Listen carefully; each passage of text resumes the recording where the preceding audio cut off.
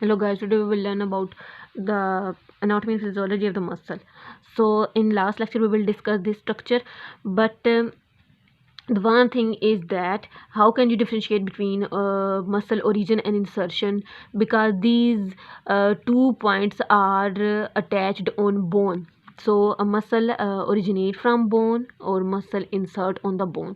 So because of it is because of their action. So when we contract or when we move our muscle or our body part, when we move our body part, our muscle contract. So during contraction the origin is always remain fixed. This is a fixed point, and the insertion is move according to the movement. Okay, so this is the mobile part, or this is the immobile part.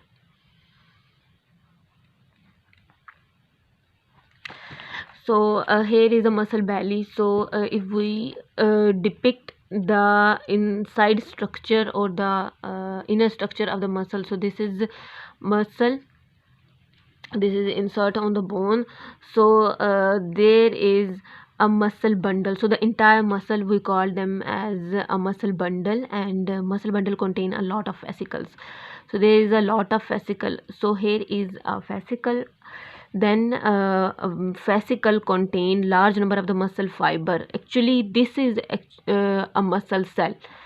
So a muscle cell is actually a muscle fiber. Okay, so like that a liver contain a hepatocytes, and hepatocytes is the cell of the liver. So muscle fiber is the cell of the muscle. Okay, so muscle fiber contain myofibrils.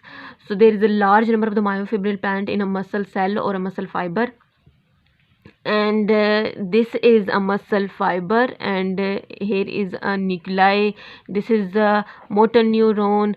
So now there is a connective tissue or the covering of the muscle. A muscle bundle is covered by a connective tissue called deep fascia, and inside a deep fascia, this is deep fascia, and inside a deep fascia, this is green color covering is the epimysium, and the fascicle is covered by a perimysium. A covering is a connective tissue, and the muscle fiber is covered by endomysium.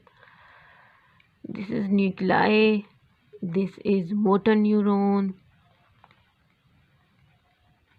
this is in green color is endomysium or mysium, as you can say,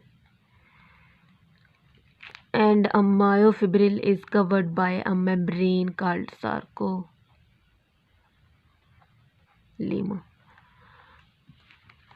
So the myofibril contain a crisscross manner.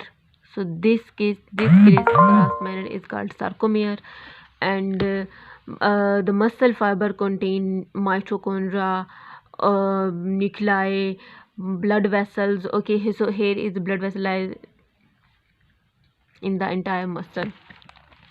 So if we look the sarcomere unit, so this is a thick band. This is thick band is called A band.